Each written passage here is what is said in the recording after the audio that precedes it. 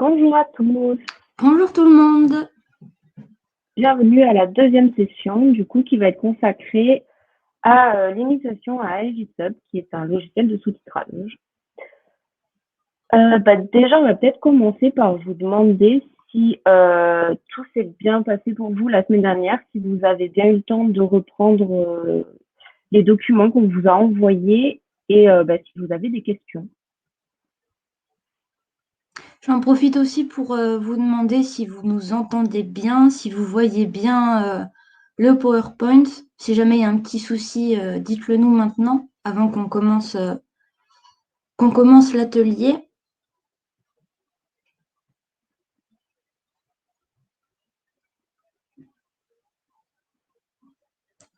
Ok, Super. on nous entend bien. J'en profite aussi pour juste vous rappeler que ce sera comme la semaine dernière, il faudra bien poser vos questions dans l'onglet questions. Et si jamais vous avez d'autres remarques dans l'onglet chat.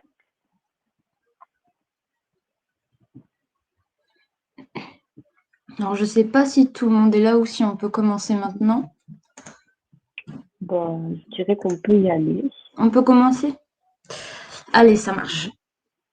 Donc, on estime qu'il n'y a pas de questions sur les notions vues la semaine dernière, sur le lexique et le vocabulaire basique. Si jamais il y a un terme dont vous n'êtes pas sûr ou que vous avez des questions, vous pouvez le poser maintenant, avant qu'on rentre dans le vif du sujet. Ok, il n'y a pas l'air d'avoir de questions, donc on va peut-être démarrer. Alors, donc dans ce deuxième atelier, on va vous montrer les manipulations basiques sur AEJSub. Donc, c'est le logiciel de sous-titrage gratuit sur lequel on va vous former.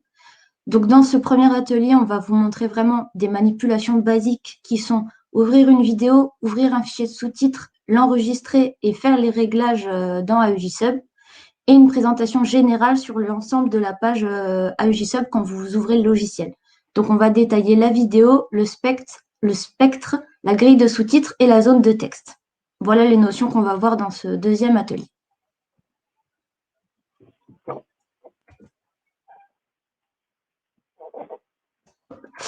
Alors, donc, quand vous téléchargerez AEJSub sur votre PC, vous aurez le logo qui ressemble à ça. Donc, c'est un logiciel de sous-titrage gratuit. Vous pouvez le télécharger avec les liens qu'on vous a mis dans les tutoriels que vous aurez à la fin de ce webinaire dans le mail automatique. Il y a plusieurs sortes de logiciels de sous-titrage sur Internet. Il y en a certains qui sont gratuits et il y en a d'autres qui sont payants sous forme d'abonnement mensuel, annuel ou bien de les acheter complètement pour toute la vie. Selon le logiciel que vous choisirez, il y aura des fonctions qui seront plus ou moins avancées, des manipulations qui seront plus ou moins poussées ou automatisées. Mais pour le travail qu'on vous demandera de faire chez Autot, AUJSub, ça conviendra parfaitement.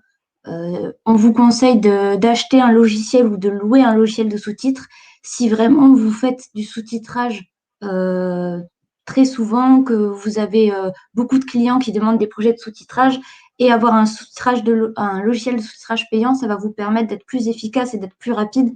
Mais pour le moment, pour vous faire la main et pour les projets chez Autot, on vous conseille de télécharger AUJSub. Ce sera amplement suffisant. Donc, quand vous téléchargerez AUJSub et que vous l'ouvrirez sur votre ordinateur, vous aurez une page qui ressemblera à ça. Donc, vous voyez en haut à gauche qu'on a la vidéo. Donc, ce sera votre fichier vidéo ou votre fichier audio si vous n'avez pas de vidéo. À droite, vous avez ce qu'on appelle l'onde sonore ou le spectre. Donc là, ça représente toutes les variations de l'audio de votre fichier. En dessous, vous avez la zone de texte. Donc c'est là que vous écrirez votre texte ou que vous allez le modifier. Et sur toute la partie inférieure, vous avez la grille de sous-titres. Donc qui est une sorte de liste de l'ensemble de vos sous-titres dans votre fichier. Mais on va revenir sur chaque zone au fil de cet atelier. Alors, on va tout d'abord aborder les manipulations de base. Donc, on va commencer par comment ouvrir un fichier. Alors, si vous êtes sur un lecteur vidéo, en fait, il faudra que votre fichier de sous-titres porte exactement le même nom que le fichier vidéo et qu'ils soient tous les deux dans un même dossier de votre PC. Donc, vous voyez dans l'exemple qu'ils s'appellent tous les deux test synchronisation. Et donc, s'ils portent le même nom et qu'ils sont dans le même dossier, et ben lorsque vous ouvrirez votre vidéo sur VLC, le fichier SRT sera lu automatiquement. C'est-à-dire que les sous-titres apparaîtront automatiquement sur votre vidéo. Sinon, vous pouvez également l'ouvrir en cliquant donc, dans VLC sur piste de sous-titres et en choisissant le fichier de sous-titres manuellement. Après, si vous souhaitez donc ouvrir le fichier sur AEJSUB pour travailler dessus, il y aura plusieurs étapes. Alors, la première étape, ce sera soit de faire un clic droit sur votre fichier vidéo, ouvrir avec AEJSUB, ou alors de directement ouvrir AEJSUB. Ensuite, vous allez dans Vidéo et Ouvrir en vidéo. Ou si votre logiciel est en anglais, Vidéo Open. Et la deuxième étape, ce sera d'ouvrir le fichier de sous-titres. Donc, vous irez dans Fichier, Ouvrir des sous-titres. Ou alors File, Open Subtitles, si votre logiciel est en anglais. Donc, pas de panique, vous aurez toutes ces étapes récapitulées dans les documents tutoriels qu'on va vous faire parvenir. Ensuite, pour les enregistrements. Donc, comme pour beaucoup d'autres logiciels, en fait, vous verrez que lorsque vous avez un petit astérisque qui apparaît devant le nom du fichier, dans l'entête de la page d'AEJSUB, c'est que vous avez des modifications qui n'ont pas été enregistrées. Donc, ça veut dire, c'est un petit rappel pour vous dire, attention, enregistrer. Il y a une petite astuce, ce sera de regarder la couleur de la petite disquette. Donc, c'est le troisième icône en partant de la gauche. En fait, si la disquette est colorée en gris, que vous ne pouvez pas cliquer dessus, et bien, ce sera que vos modifications ont été enregistrées et qu'il n'y a pas de souci. En revanche, si elle est colorée en bleu et que vous pouvez cliquer dessus, c'est que vous avez des modifications qui n'ont pas été enregistrées, donc il est important de les enregistrer. Donc, pour enregistrer, comme je vous l'ai dit, il y a soit la petite disquette bleue, vous cliquez dessus. Vous pouvez également faire le raccourci clavier CTRL-S, ou alors vous allez dans Fichier, File, enregistrer les sous-titres, Set Subtitles. Autrement, là, ça va vous enregistrer en fait les sous-titres au format SRT, comme on l'a vu la semaine dernière, et on avait également vu qu'on pouvait gérer les formats ASS. Dans ce cas, en fait, il faudra aller dans Fichier, enregistrer les sous-titres sous, et là, il faudra modifier manuellement le nom de l'extension du fichier dans le titre. Donc, au lieu de SRT, remplacer par .ass. Voilà, ce sera une petite manipulation à faire lorsqu'on vous demandera de manipuler des ASS. Alors, ensuite, les réglages. Pour accéder aux paramètres, il faudra cliquer sur l'icône avec les deux outils. Vous avez une clé et un marteau. Donc, l'icône que vous voyez là en tournant en rose. Et dans cette partie, il y aura deux réglages principaux à apporter qui seront vraiment parfaits pour synchroniser de la manière la plus confortable possible, en fait. Donc, ce sera le paramétrage des CPL et des CPS, les caractères par ligne et les caractères par seconde, puis la mise en place de sauvegarde automatique qui va quand même vous faciliter la vie. Tout d'abord, le paramétrage des CPL et des CPS. Donc, une fois que vous avez cliqué sur l'icône outil, vous allez avoir cette fenêtre qui va s'ouvrir. Donc, vous allez dans Interface et vous voyez qu'au niveau du second encadré, vous avez Character Counter. Et là, en fait, dans la première ligne, vous allez mettre dans cette case le nombre maximum de CPL pour votre projet. Donc, comme on l'avait dit la semaine dernière, chez Autot, on parle de 40 caractères par ligne. Mais pour un projet particulier, comme on l'avait dit, vous pourrez avoir 34 caractères par ligne, 30, 25, etc. Donc, ce sera dans cette case qu'il faudra indiquer le nombre maximum de ces CPL. Et en fait, lorsque votre sous-titre dépassera ce nombre, le nombre de CPL sera coloré en rouge. Donc, comme ça sera vraiment très facile à distinguer. Vous vous direz, ah là, il y a une erreur, il faut que je modifie. La case du dessus, vous voyez la deuxième flèche en rose, c'est en fait un avertissement de couleur pour vous prévenir que le nombre de CPS, cette fois, est presque atteint. Et là, cette fois, donc, vu que c'est un avertissement, la case elle sera colorée en rouge clair. C'est-à-dire, attention, mais c'est pas encore suffisant. Donc, si on vous demande de ne pas dépasser, par exemple, 21 CPS, eh bien, vous pouvez mettre dans ce seuil d'avertissement 20. Comme ça, vous vous direz, ah, attention, il ne reste plus que 15 CPS et après, je dépasse ou j'ai atteint le chiffre, donc il faut faire attention. Et pour la ligne juste en dessous, en fait, ça vous permet de voir là lorsque c'est critique et qu'il y a une erreur ou alors que vous avez dépassé les 21 CPS. Donc, par exemple, si vous êtes à 22, à 25, à 30, là, ça va être coloré en rouge foncé. Et donc là, vous saurez qu'il faut modifier ce sous-titre. Ensuite, les 2 cases en dessous, ce sont des cases à cocher si vous ne souhaitez pas que les espaces et la ponctuation soient comptés dans le calcul automatique des CPL et des CPS. Donc, il faut bien les cocher pour ne pas que ce soit compté, mais en revanche, il faut les décocher pour que ce soit compté. Donc, si elles sont cochées, on va compter que les lettres, mais si elles sont décochées, tout va être compté. C'est-à-dire Julie, juste c'est pour te dire que Pierre Pouget nous dit qu'il y a un petit problème de micro et qu'on t'entend assez difficilement. Moi, j'entends un petit peu le micro qui grésille. Je ne sais pas si quand tu veux que ce soit mon tour de parler, si jamais tu veux tester. Ouais, ça marche. Okay. Je vais essayer de parler un peu plus fort. Ça marche. Du coup, je disais, donc, si vous voulez seulement que les espaces soient comptés, par exemple, vous pouvez juste cocher la case Ignore Punctuation. Ça veut dire que les espaces seront comptés. Et vice-versa, si vous voulez seulement que la ponctuation soit comptée, vous pouvez cliquer, cocher juste Ignore White Space. Donc, voilà pour ces réglages. Ensuite, pour la mise en place des sauvegardes automatiques. Donc là, vous irez donc en dessous de l'interface, vous avez Backup. Donc, vous cliquez ici et en fait, vous pouvez paramétrer les sauvegardes automatiques au cas où votre logiciel est un bug et que les modifications ne se fassent pas, que votre logiciel se ferme, voilà, qu'il y a un problème quelconque, au moins vous aurez des sauvegardes automatiques qui auront été faites. Donc ici, vous pouvez choisir l'intervalle de ces sauvegardes automatiques.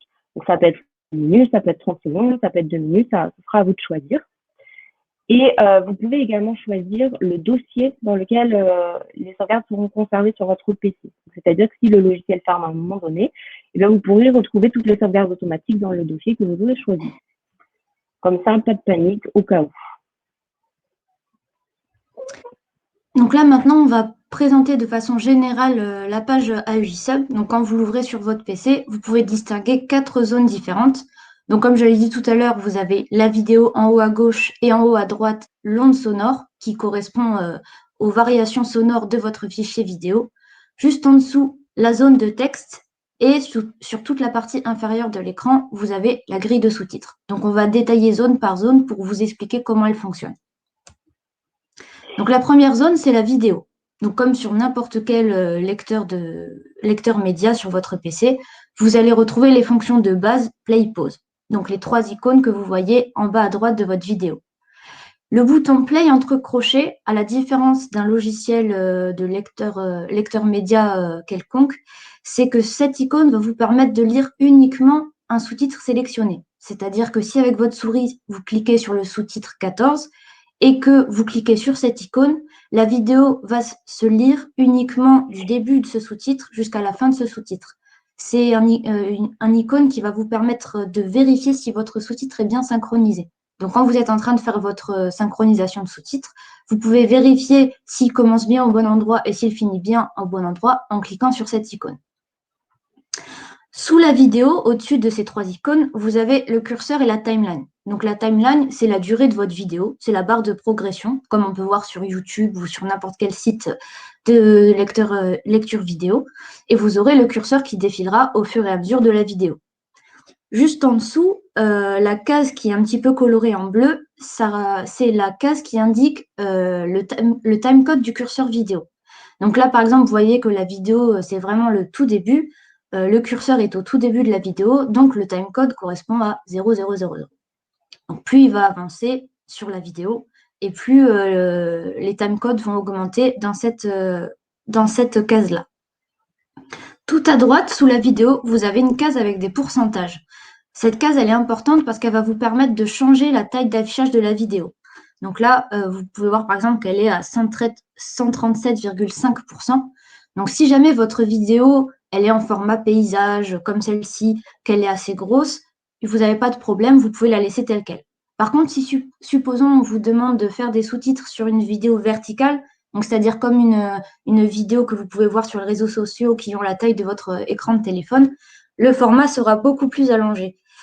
Donc, il sera peut-être plus difficile de distinguer les sous-titres qui apparaîtront plus petits. Donc, grâce à cette case, vous pourrez augmenter ou diminuer la taille de votre vidéo pour que votre synchronisation de sous-titres soit confortable. Ça ne changera rien dans votre synchronisation de sous-titres, c'est juste un confort visuel. Donc, pour changer la taille, vous pouvez changer manuellement les valeurs en cliquant sur la case et en indiquant les valeurs que vous souhaitez, ou bien en plaçant votre curseur de la souris sur cette case et en faisant défiler la molette de votre souris, ça augmentera ou diminuera la taille de la vidéo. Donc maintenant, on va passer à la zone qui est en haut à droite, donc c'est l'onde sonore. Donc l'onde verte, ça représente les fluctuations du son du fichier.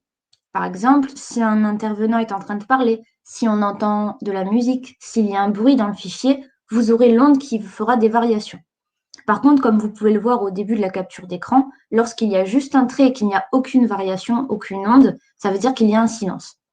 Donc, cette zone d'AEJ Sub, elle vous permet d'un coup d'œil de pouvoir situer où seront placés plus ou moins vos sous-titres.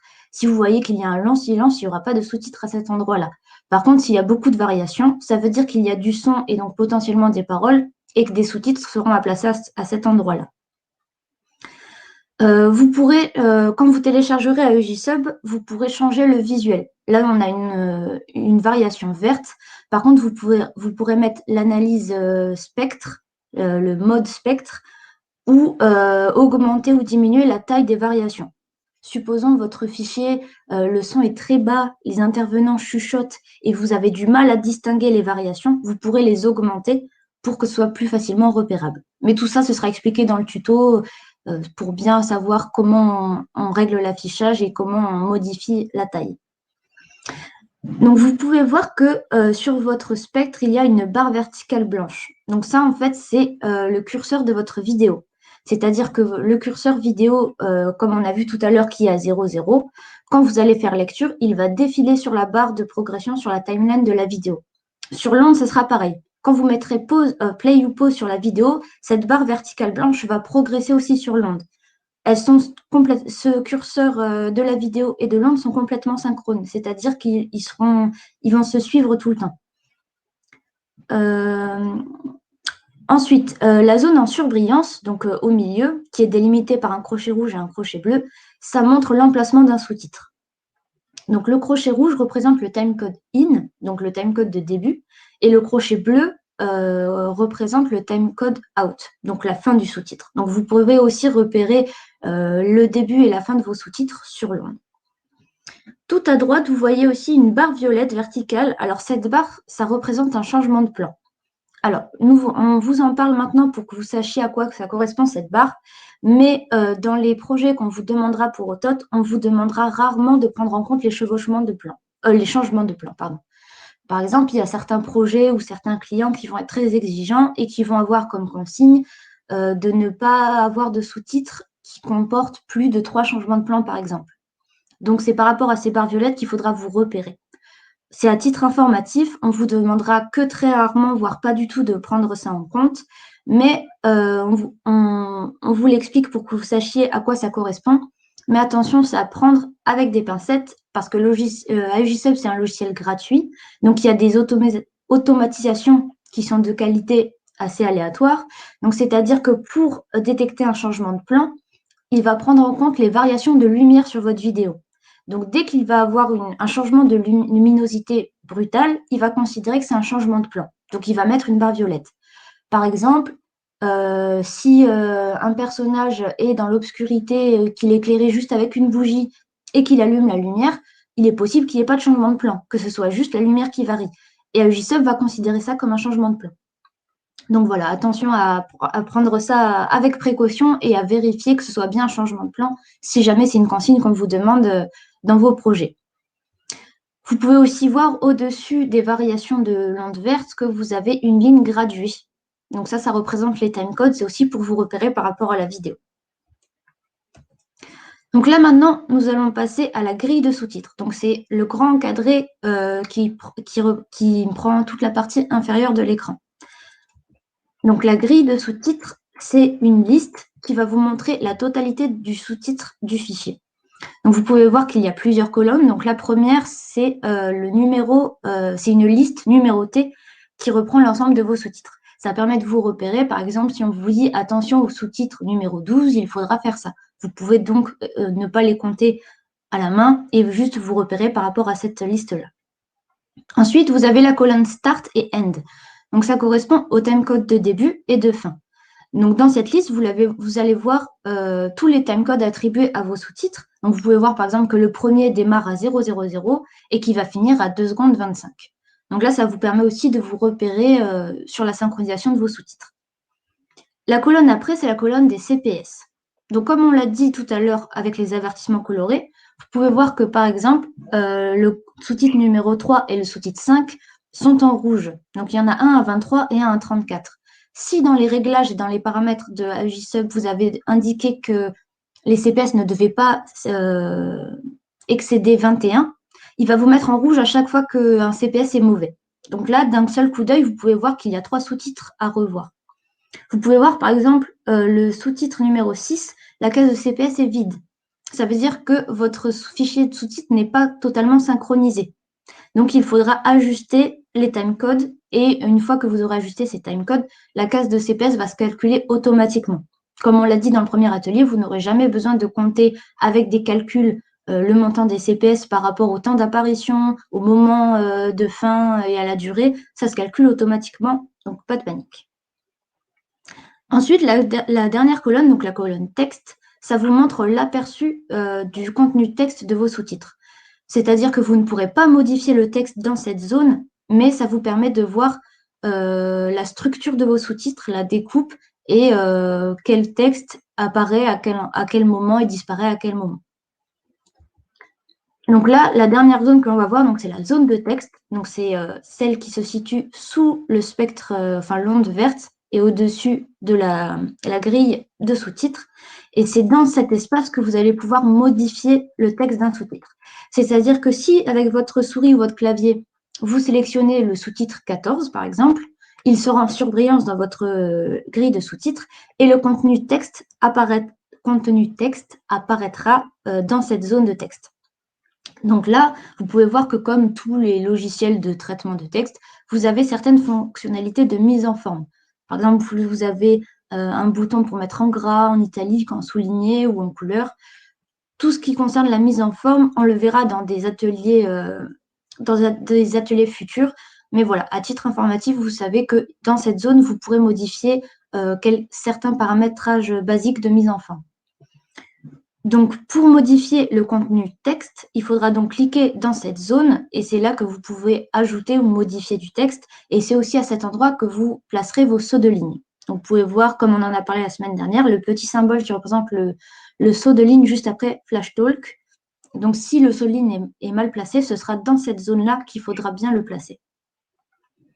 À côté de la case pointée par la flèche orange à droite, c'est là où le logiciel vous indique le nombre de CPL. Donc là, c'est calculé automatiquement comme les CPS. Et là, vous pouvez voir que selon les réglages que j'ai rentrés dans AEJ-Sub avant de commencer le projet, il va calculer l'ensemble des caractères et me dire la ligne et me dire à combien de caractères est la ligne la plus longue de mon sous-titre. Donc là, on peut voir que c'est 22. Donc si mes consignes sont de ne pas excéder 40. Je n'ai pas besoin de modifier quoi que ce soit. Les CPL sont respectés. Voilà, on arrive à la fin.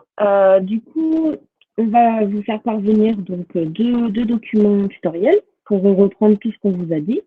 Vous aurez donc le lien pour télécharger AEJ-Sub. Vous aurez toutes les informations pour faire les réglages, comme on l'a vu, donc les sauvegardes automatiques, pour régler les CPL, les CPS. Et vous aurez également donc la description et à quoi correspond chaque partie, chaque zone importante d'AEJ-Sub, donc la vidéo, le spectre, la grille des sous-titres et la zone de texte. On reprend tout ça avec vous et la semaine prochaine, on va vous expliquer comment synchroniser un fichier avec AEJ-Sub. Donc, ce qu'on va vous demander, ce sera peut-être de déjà télécharger AEJ-Sub pour prendre connaissance du logiciel, pour voir exactement à quoi ça ressemble sur votre ordinateur. Et voilà, et la semaine prochaine, on vous montrera comment synchroniser. N'hésitez pas si vous avez des questions. Vous pouvez toujours nous les envoyer par mail au cours de la semaine si vous en avez, il n'y a aucun souci. Mais si vous en avez maintenant, on peut répondre en direct, c'est peut-être plus pratique. Ouais, c'est important que ce soit clair pour vous, toutes les zones, le spectre, la grille de sous-titres, la zone de texte, etc. Parce que la semaine prochaine, comme on va vous expliquer comment on synchronise un fichier de sous-titres, si on vous dit rendez-vous dans la grille de sous-titres et sélectionnez tel sous-titre, si vous n'êtes pas à l'aise avec ces notions, vous aurez peut-être du mal à suivre. Donc c'est pour ça que l'atelier numéro 1, c'était vraiment les termes et le lexique avec les CPS, CPL, Soligne et tout ça. Là, c'est le terme un peu plus précis, spécifique à EJSub. Et du coup, pour l'atelier numéro 3, la semaine prochaine, c'est là où vraiment on vous montrera les manipulations à faire pour synchroniser un fichier de sous-titres. Je sais pas, on va peut-être attendre quelques minutes si jamais il y a des questions. Ouais. Pour l'instant, j'en vois pas. Moi non plus. J'espère que ça a été clair du coup.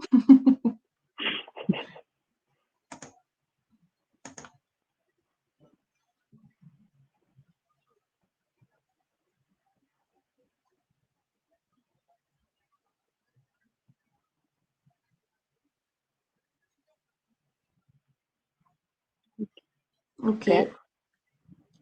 ça a l'air clair. Bon, dans tous les cas, Bah, si jamais vous avez, si vous revisionnez le replay, vous avez des questions, on répondra par mail, il n'y a aucun souci. ouais. Alors, EJSub est-il compatible avec tout type de lecteur? C'est-à-dire tout type de lecteur. Je ne comprends pas la question. Non. Disons que AEJSub ne fonctionne pas avec VLC ou n'importe quel lecteur. Non. C'est-à-dire que Mais c'est un lecteur à part entière. vous pouvez ouvrir des vidéos de type MP3, MP4, pardon, Move, oui, là, il n'y a aucun souci. Vous pouvez Ouais. également ouvrir que des audios lorsque c'est Ouais. plus pratique. Oui, bah du coup, oui. Vous Ok. pouvez du coup utiliser juste un fichier audio et vous synchroniserez juste avec l'onde verte ou bien en mettant Ouais. une fausse vidéo si vous avez besoin d'un visuel. Mais si vous êtes habitué à synchroniser à partir de l'audio, il n'y a aucun problème avec AEJSub. Alors, est-ce compatible sur Mac et Windows? Alors oui, EJSub a une version Mac et une version Windows. Personnellement, je suis sur Mac et j'ai l'impression que l'interface est même exactement la même, donc Ouais. aucun souci de ce côté-là.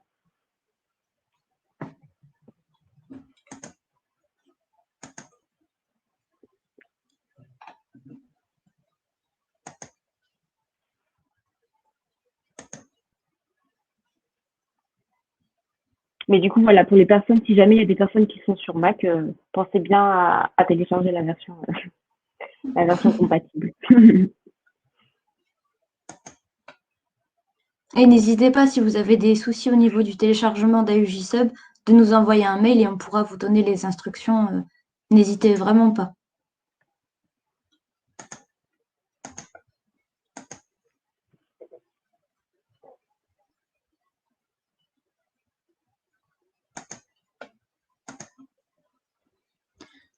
Ok.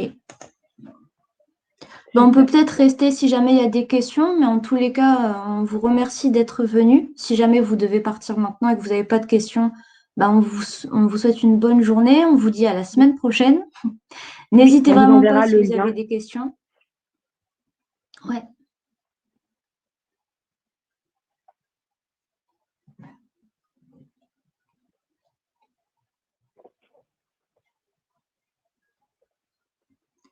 super.